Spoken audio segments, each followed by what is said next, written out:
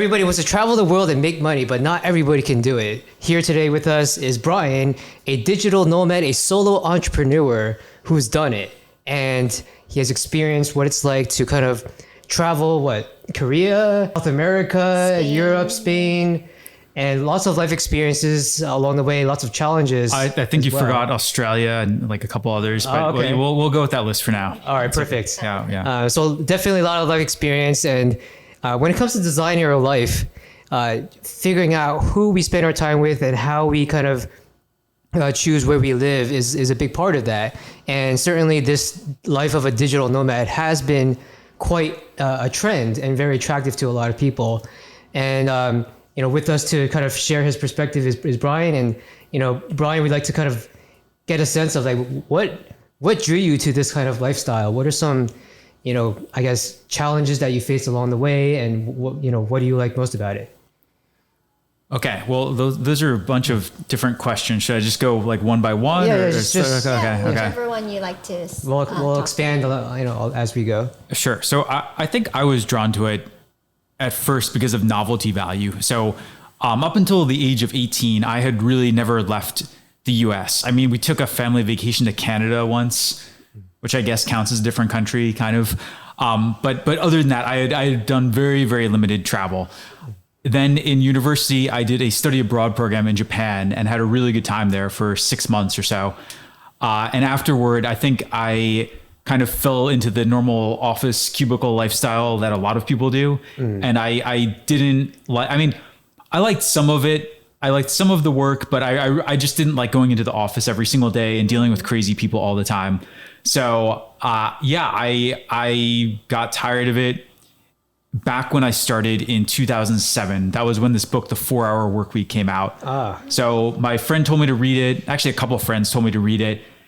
And most people read that type of book and then they never do anything. And I read it and I was like, okay, so maybe this will not work, but if there's a chance it does work, then I guess I'll get to travel around and make money on the internet.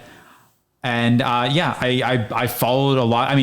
I didn't use it as a blueprint exactly, but I took inspiration from it to start my own business online, and that's really where it came from. How did you start, or what was the initial spark that made you want to? Since you said you were influenced by the book and everything. Yeah, so I started a couple of different ideas at the same time. So I didn't, I had one common bit of advice I got from people was you should write about something and build an audience about a topic about, like your job or your school or major or something that you know a lot about. So I started a website related to my job at the time, which was in investment banking in the finance industry. I started a couple of other random websites on all these topics that I didn't know anything about, but which I thought might be profitable, like making your own home solar panels and installing them, or like folding hunting knives, which I know nothing about. Like I've never been hunting. I don't really know how to use a knife, but I from research, it seemed like it might be profitable. None of the others really worked out. But the finance related one did work out. And yes, there was not much available online at the time, so it stood out. And I was able to build up an audience through that. So would you say a key takeaway is kind of like that from that book, that 4-Hour Workweek book? You looked at that and you said, what's the one thing that I can take away from this? And that's basically focus on what do you have that other people might not have, and that people might be willing to pay for. Yeah, I think the main takeaway from the book was that I think especially when you go to certain universities and business schools, the attitude is always kind of, okay, you have to work at a big company like Google or Facebook, or if you want to start something, you can, but it has to be like a venture-backed startup that you're trying to grow into $1 billion business or something. Like a certain path that you have to take into account. Yeah, and I think steps. I think the main takeaway from the book is that there are other paths. Like there are other things you can do. You can start a business without raising venture capital or getting investors, or you can basically have something that's kind of a mix between freelancing and having your own product or service. And I guess it opened my eyes to the possibility that there were other paths you could take beyond what everyone else at your university or beyond what your coworkers were thinking about doing. Right. So it opened up your eyes on what the possibilities are. And so it gave you the confidence to take that risk that maybe before the book, you didn't have that level of confidence. Yeah, yeah. I mean, even as I was starting my website, I was still going around interviewing for other jobs. Gotcha. But I think I sort of lost interest in the process midway through it, because I looked at it and it seemed like no one I was talking to was really that interested in anything they were doing. Like I would go into interviews and people would say, "Oh yeah, this job is okay, but I'm just doing it so I can start some random side business and hopefully make more money with that eventually." So I kind of started saying, okay, maybe I should not actually continue on this path. It seems like no one is really satisfied with what they're doing. Basically, just skip the step. Well, wasn't there also a life-threatening experience that you had that kind of motivated you to try out this path? Yes. I can't believe I almost forgot. Thank you for reminding me. So, so long ago now, back in 2007. So for those who don't know, in investment banking, it's changed somewhat over time. It's, they've tried to improve lifestyle, but back then the expectation was that you would work insane, crazy hours, 80, 90, 100 hours per week. And also back then, if you had to drive to the office, things like Uber and Lyft did not exist. So you had to drive to the office, drive home late at night. I had a really rough week. I had been awake for, 36 hours or something. Oh my God. And I attempted to drive home from the office, and instead I crashed into a tree on the side of the road. Wow. So there's no work-life balance. It's just work, basically. Yeah. I mean, like I said, today, all these years later, it's different. I mean, they've definitely tried to improve things for people, but it's still a pretty demanding and stressful job. So I crashed into a tree. I was not going very fast. It was like a 25 mile per hour road. So it was not, it sounds very dramatic, but I don't think you were sleep deprived, and that's why. Yeah. I mean, I was not at risk of dying. However, the car was definitely ruined after crashing into the tree. So after that, that kind of really made me reconsider things, because I said, okay, yes, I made a lot of money in my first year doing this job, but what does it all matter if You're not I have no free time and I'm crashing into trees driving home from work? And I didn't really see the point of continuing on the same path after that. So it's a life-altering event, basically, that made you really think of what your priorities in life were. Yeah. So that was the driving force that kind of got you into this track of working remotely. But I mean, even with the side business, you could have just stayed where you were living in, I think, Palo Alto at the time. But then what made you kind of try out New Zealand, Australia, Korea, South America? Was it what you expected? Like, was there an order to how you approached which country goes first? So the way I approached it is, so eventually after starting this website, and I started out doing coaching and consulting for people one-on-one, doing things like resume editing and interview preparation. A few months into it, I was getting really bored because I was just working from home and it was a lot of work. Ask anyone who's tried to do coaching or consulting before, but doing, even trying to do like 8 hours of that type of work each day is really draining, because you have to be 100% focused the entire time. Mm-hmm. So I was getting bored. I was even getting burned out from that, which is ironic because I quit a job that was too stressful only to do even more work. Even more work after that. Exactly. I had a friend who was in China who was attempting to start his own hedge fund or some type of trading company there. Yeah. So I said, you know what? I have this online business now. Why am I just staying in Palo Alto of all places? Look, it's okay, but honestly, it's probably one of the most boring places to be if you have the option to be anywhere in the world. Hey, that's where Mark Zuckerberg, founded Facebook. And it's a very good place to do a lot of work, but I don't think it's a great place for enjoying life. So I decided to go visit my friend in China, and then I said, oh, you know what? I bet some of my customers are actually based in Asia too. So I just randomly posted an email announcement or announcement on my website saying, oh, hey, I'm going to be in China or Asia for a while. And then I found out that I met up with, I think, a couple dozen of my customers and readers like that. And I was just kind of going around from country to country. the first place where I spent significant time outside of the US after that was South Korea. I don't really have a good reason other than I went there and had a really good time for the week or two that I was there, and it seemed like a fun place to be. So I decided to go back, and that's kind of how it started. And you wanted more of it, and like to continue that curiosity and that journey. Yeah. I mean, the way I looked at it was basically, I can go here for at least a few months, and my plan was to either study at a university and take classes there, or to get a private tutor. Oh, nice. I just ended up going on Craigslist, which was big back then. I don't even know if it. Yeah. I guess it still exists, but it's not. Not as popular, but it still exists. Yeah. Yeah. So I just got a private Korean tutor there, and I said, oh, okay. I guess I'll go there, and like, instead of going to university classes, I can just meet with this person in a coffee shop and study the language kind of, and do fun things on the weekend and keep working on my business during the weekdays. And that was the basic plan. So it started out with China, and you gave so much value to all your customers that when you made an announcement, people actually wanted to meet you.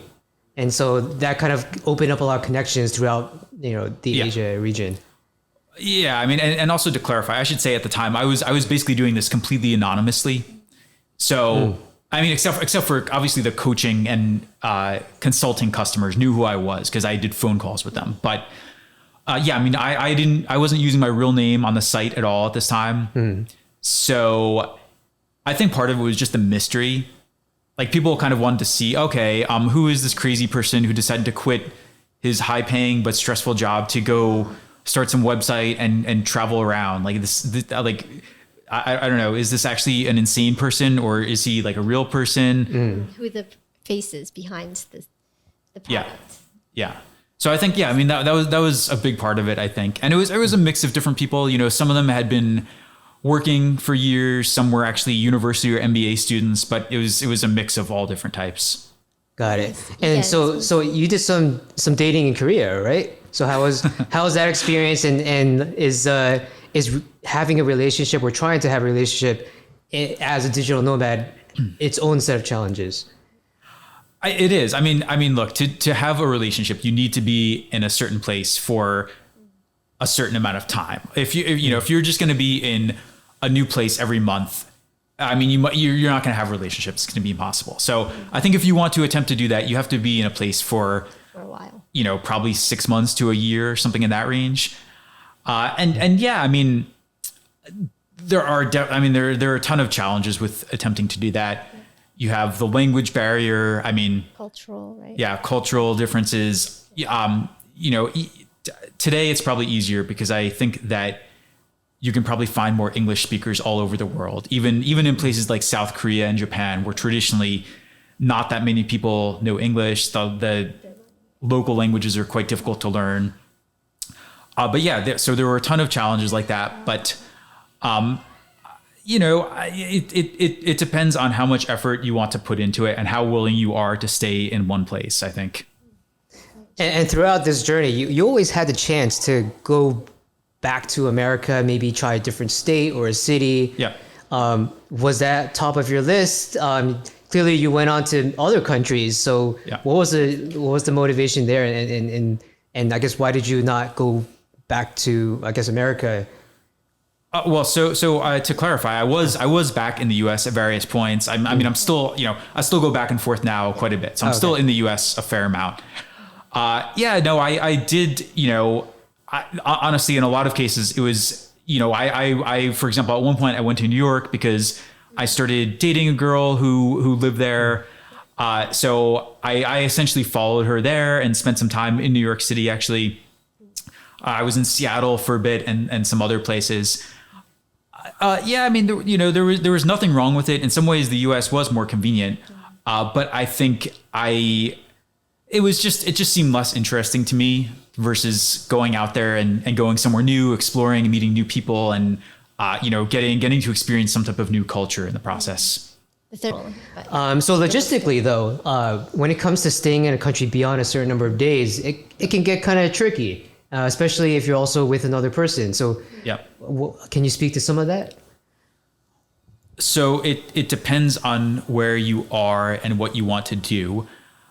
Yeah, I would say in a lot of places. So for example, in South Korea, at least when I was there, one very common thing people did was just to leave a lot of people could stay in the country for 90 days and then they would leave the country and then come back and stay for another 90 days.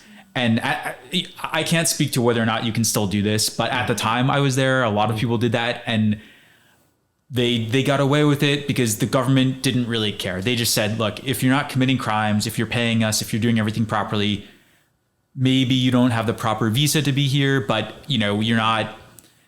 You at the same time, you're not exactly doing anything wrong. But again, I don't know if that still works or not. So don't go by this account. With other places, oftentimes it is possible to get some type of visa there. Which visa do you recommend? Like, I guess if they would want to pursue, to become like a roaming nomad or like. It's impossible to answer because it depends on the country you want to be in and it depends on what options are available. Okay. So for example, in some European countries, Portugal is one example. They actually have a digital nomad visa now. Oh, nice. And you can just apply for it if you just and stay there for I think a year or two and then keep renewing it. If you can show evidence of some type of online or freelance income. They have like a passive income visa too, where if you just have enough in interest or rental income or dividends, you can also qualify to stay there. So there are a lot of different options. Countries are actually now starting to compete with each other to offer more of these visas. With the places I was in, so for example, in Australia, I applied for a 1-year visa, which basically allowed me to be in the country, but I couldn't actually work there on the ground. So sometimes you'll have options like that. Obviously, all the tax and legal stuff gets complicated. So talk to a qualified professional. Like don't go by me. But there are usually options for getting some type of visa if you have this type of online income. Interesting. Right. So there's the visa to get in, and then there's also a separate treatment for if you wanted to get a job locally. You're saying. Yeah. I mean, look. If you get a job locally, you have to get a work visa to be in the country, which can often be a lot more complicated. So I don't necessarily recommend it for most people. If you want to do this and actually travel around, I think it's much easier to get one of these visa types that just allows you to be in the country for a certain number of days or for a certain period of time. With working on the ground, I mean.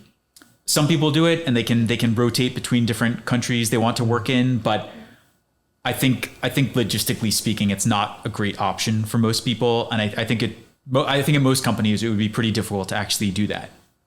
Got it.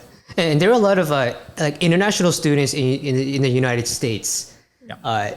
If they lose their job and they're on some like H-1B or something visa, they get kicked out of the country. So in your case, you're a solo entrepreneur. Let's say you run some bad business deal and you don't have the income. Can you kind of like slide by for like a whole year without the government noticing, or is like once they know your income dips below a certain level, then you get kicked out? Like how does that work? It depends completely on the type of visa you're on and the country you're in. In some cases, I mean, if you're on one of these visas where you need a required income, then yes, it's going to be a problem because you'll have to report it each year and you're not going to be able to maintain it. On the other hand, if you're on some type of, this is not an option for people starting out, but for example, in some European countries, they also have these golden visas where you can just buy a property in the country. Yeah, and you only have to be in the country 1 day a year, but it basically gives you access to the Schengen zone, which is basically the area of travel within the EU, or not the EU technically, but within European countries where they don't do border checks. So if you have the money to do that, as long as you maintain the property and pay the property taxes on it and all that, you can just keep doing that indefinitely and renewing it. But the bottom line is yes. I mean, there is some risk. I mean, if you're in that situation where your income is not completely stable, you probably don't want to be doing this in the first place.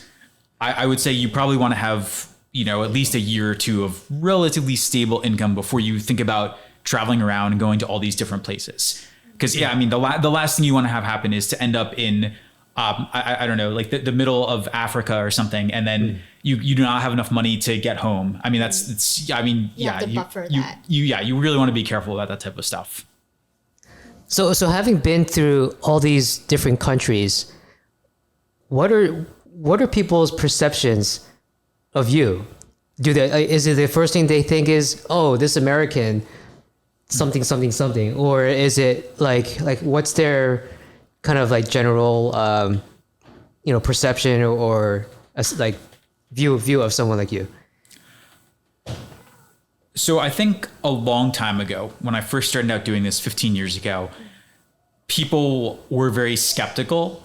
Like they never really believed my story. They were kind of like, okay, so you claim that you're making this online income and you have this business, but you seem pretty young and I don't really understand what you do. So are you sure you're not actually a drug dealer or a human trafficker or you're doing something else illegal? And so I think they were quite skeptical back then.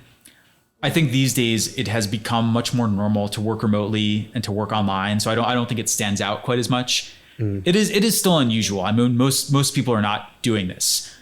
But yeah, I mean, these days I also think it's kind of, it's just people are not, you don't really stand out as much by being a foreigner in one of these places because people travel a lot more. I think a lot of places, the culture has become a lot more similar over time because of all the travel, things like Airbnb, et cetera.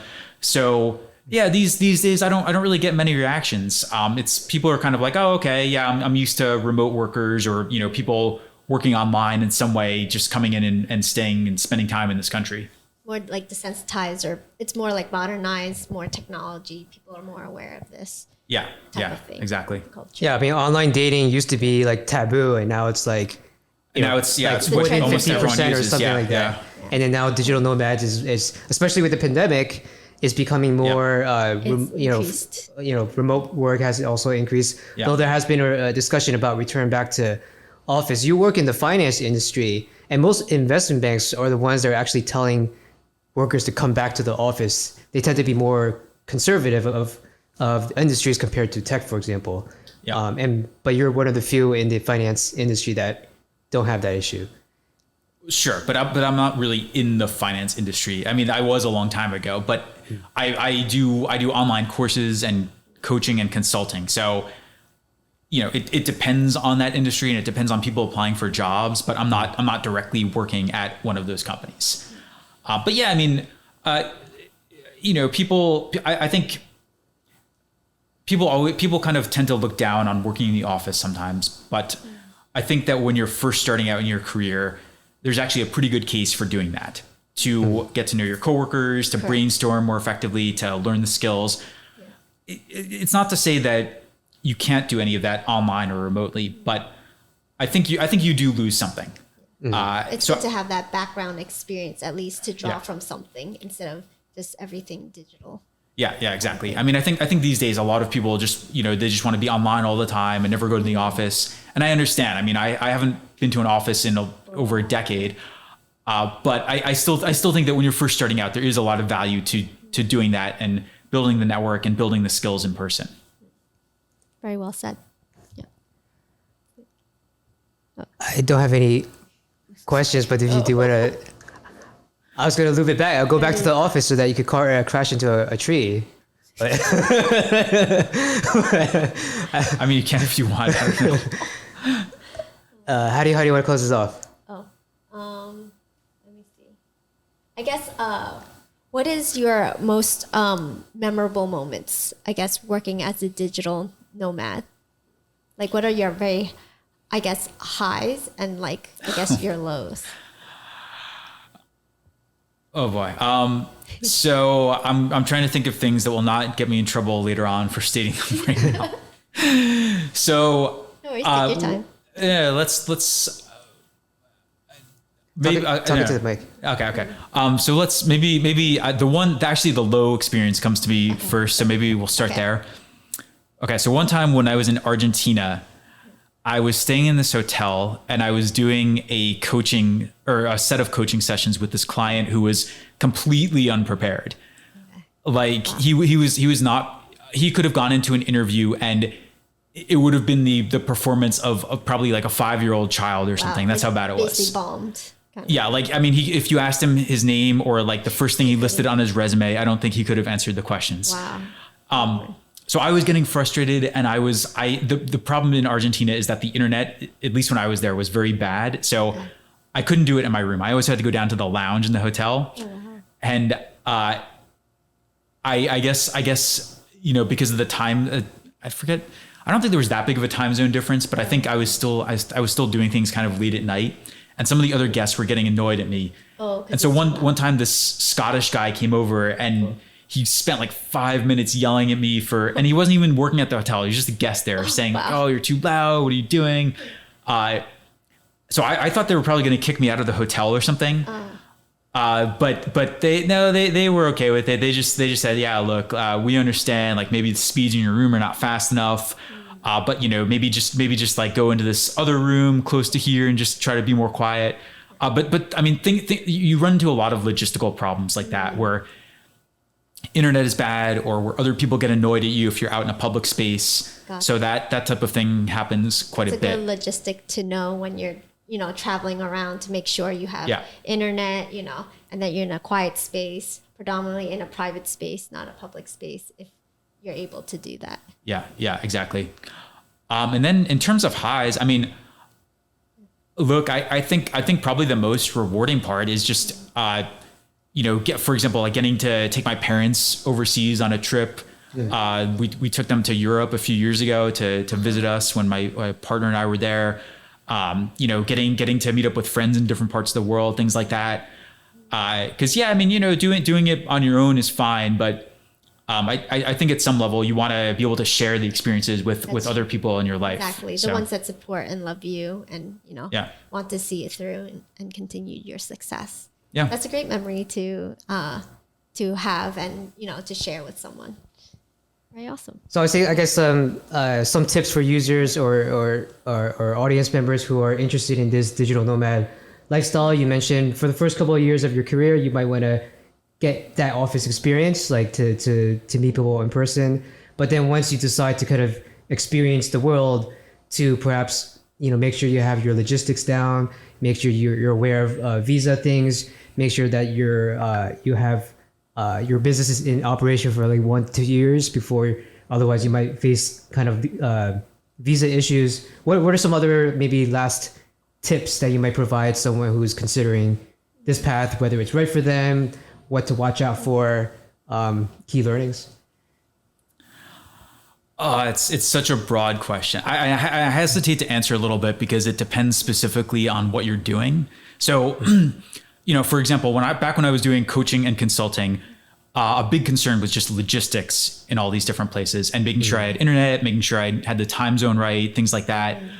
As I shifted into more of a product and subscription business, it wasn't so much about logistics. It was more about things like, am I in the right overall environment to be productive? You know, creating videos, for example, doing video editing, things like that. So I think logistics are very important. I would say the other thing is just, you know, don't rush it too much. Especially if you're like me and you never traveled outside of your own country for a long time, I think there's a temptation to just say, oh, I'm going to spend a month in a different country this entire year or something.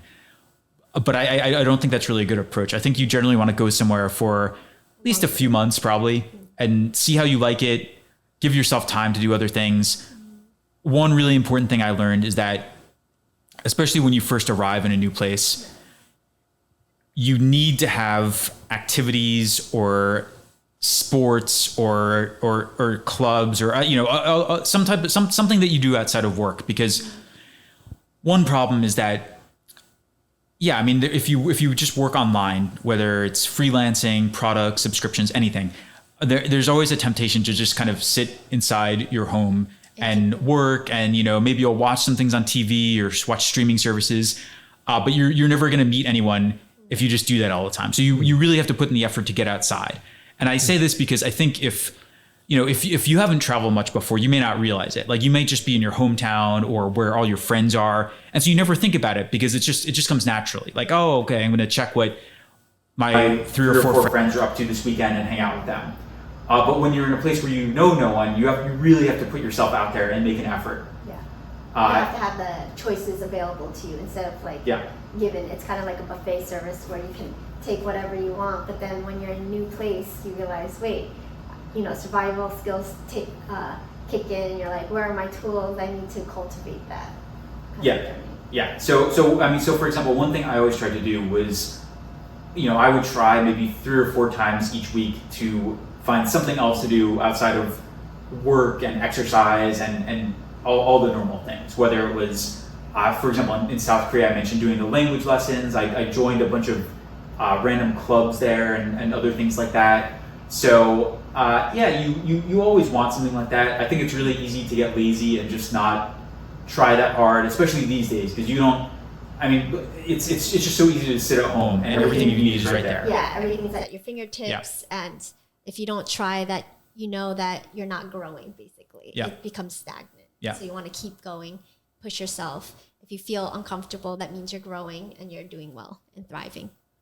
Yeah. Yeah. So it's just to live the digital nomad lifestyle, you got to work, but make sure you balance it off with that some socializing, even though it's outside of your comfort zone in whatever new environment you may be in. Yeah, exactly. Because if you're just, look, if you go somewhere and you're just working all the time, there isn't. I guess you could argue it still helps because you're changing your environment a bit, but I think you get less of a benefit versus if you take even like an hour a day to go out and do something else. Full advantage. Good. Okay. All right.